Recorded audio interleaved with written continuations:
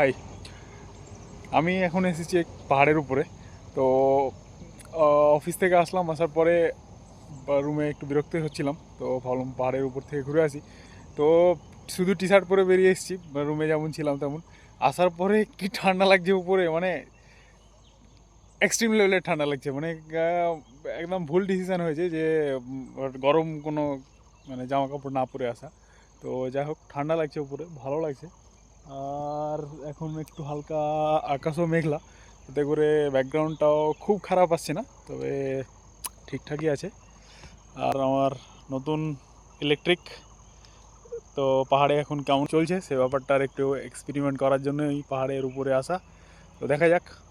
তবে প্ল্যান আছে ওই নিচের ওই ব্রিজটা পর্যন্ত যাওয়ার। তবে ব্রিজের রাস্তা হচ্ছে এই দিক দিয়ে, ওই যে রোড নিচে দেখা যাচ্ছে, ঠিক ওই বরাবর গিয়ে ওইখানে ব্রিজ আছে, আর ব্রিজের নিচে নদী আছে। এই জঙ্গলের জন্য ব্রিজটা অ্যাকচুয়ালি দেখা যাচ্ছে না, সরি নদীটা দেখা যাচ্ছে না। এই নদীটা এই নিচে দিয়ে এই জঙ্গলের পিছন দিয়ে আছে। তো প্ল্যান হচ্ছে ওই ব্রিজের উপরে যাওয়া, দেখা যাক যাওয়া যাচ্ছে কি না, কারণ এইখানে রাস্তাটা মারাত্মক খারাপ হয়ে আছে। তো জানি না যাওয়া যাবে কি না, তবে সর্বোচ্চ চেষ্টা করা হবে।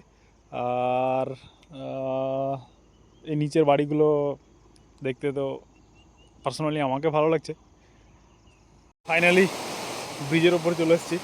তো এটা ব্রিজ, আর ব্রিজের এই নিচের দিকে জল যাচ্ছে, খরস্রোতা নদীর জল। আর এক মিনিট, একদম পুরো হলুদ জল, কারণ এখন বৃষ্টি হয়েছে, যার কারণে বৃষ্টির ঘোলা জল আসছে। আর পাথরগুলো দেখতে ভালো লাগছে। আর ওই দিকের জঙ্গলটা পাহাড়ের অসাধারণ। এটা একটা ক্যাফে মোস্ট প্রবাবলি, কারণ এর আগে আমি গিয়েছিলাম ওখানে।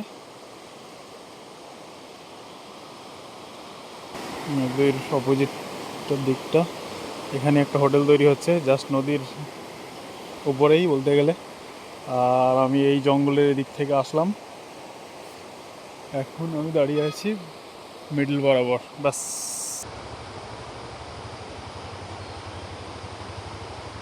Just feel the sound of water.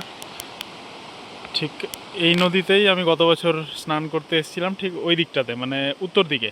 তো এখান থেকে 10 কিলোমিটার উত্তরে আমি স্নান করেছিলাম, তখন নদীর জল ছিল একদম পুরো পরিষ্কার।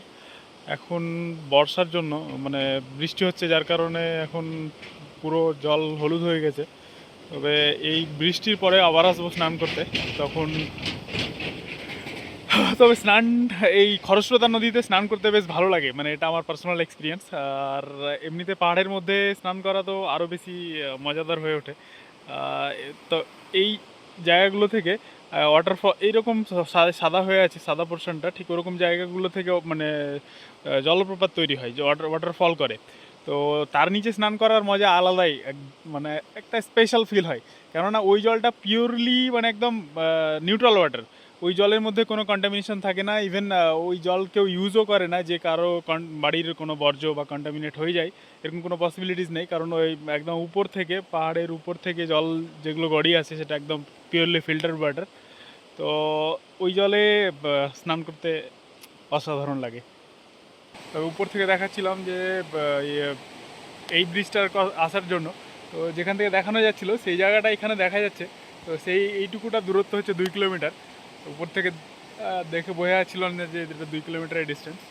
তো যাকে এখন ফেরার পালা, ফিরে যাই ঘরের মধ্যে। প্রায় রুম থেকে 3.5 কিলোমিটার চলে আসলাম। হাই, আমি এখন পাহাড়ের একটু অনেকটা উপরে ফ্ল্যাট একটা জায়গার উপরে দাঁড়িয়ে আছি। তো একটা জিনিস দেখানোর জন্য ফোনটা বের করলাম। দাও। এই এই যে গাছগুলো দেখা যাচ্ছে, এই যতগুলো লতানে গাছ আছে এগুলো সব হচ্ছে সিম গাছ, মানে পাহাড়ি সিম। তো একটু জুম করলে ব্যাপারটা একটু আন্ডারস্ট্যান্ড করা যাবে সহজে হয়তো। এই গাছগুলো, যাই হোক ক্যামেরার কোয়ালিটি ভালো না থাকার কারণে হয়তো বোঝা যাচ্ছে না। নিচে পর্যন্ত একদম নিচ থেকে চলে গেছে। এখনও সিমের সময় হয়নি, যার কারণে সিম হয়নি। তো গত বছরে নোটিস করেছিলাম যে প্রচুর পরিমাণে সিম হয়েছিল এইগুলোতে, পাহাড়ি সিম, প্রচুর প্রচুর। আর সিমের সাইজগুলো অনেকটাই বড়, মানে আমাদের যে নর্মালি যে সিম হয় সেই সিমের থেকে লম্বাতেও বড় এবং চওড়াতেও বড়। তো এবার এই এখন হয়তো কিছুদিন পরে আবার ফুল ফুটবে হয়তো, 2-1 মাস পরে। তো তখন সিমটা দেখাবো। তো আমি ওইখান থেকে আবার চলে আসলাম এত উপরে, ওই ব্রিজ আর এই জায়গাটার দূরত্ব 2 কিলোমিটার, যেটা আমি বলছিলাম, এইদিকে রাস্তা ঘুরে আসলাম। তো আরও ফরওয়ার্ডে যাওয়ার ইচ্ছে ছিল, কিন্তু ওই গাড়িগুলো যাচ্ছে ওইখানে রাস্তা প্রচণ্ড পরিমাণে খারাপ, এবং প্রায় 1 হাঁটুর বেশি পরিমাণ জল জমে আছে, এবং রাস্তাটা পুরো পাঁক হয়ে আছে। আর ওখানেই চেকপোস্ট আছে, তো যেহেতু চেকপোস্টের একটা ক্লিয়ারেন্সের ব্যাপার থাকে, তো আমি ভাবলাম ঠিক আছে তাহলে আজকে আর যাচ্ছি না, আবার অন্য দিন আমি আইডি কার্ড নিয়ে আসবো, কারণ আমি আইডি কার্ড নিয়ে আসতে ভুলে গেছি। আমাদের ডিফেন্স আইডি কার্ড দেখালে হয়তো ওখান থেকে ক্লিয়ারেন্সটা পাওয়া যায় সহজে। আর এদিকটাতে এই এই উপরের অংশটাতে অনেকগুলো রিসর্ট এবং অনেক ক্যাফে আছে, আর ওগুলো থেকেও ভিউ খুব সুন্দর আসে, মানে এখান থেকে ওভারঅল হয়তো ভালো আসছে না, কিন্তু পার্টিকুলার জায়গাতে বসলে খুব সুন্দর ভিউ পয়েন্ট দেখা যায়। তবে হ্যাঁ, টেম্পারেচার 21 ডিগ্রি সেলসিয়াস হলেও ঠান্ডা কিন্তু বেশ ভালো লাগছে, মানে temperature 21 degree Celsius feels like 17 degree Celsius.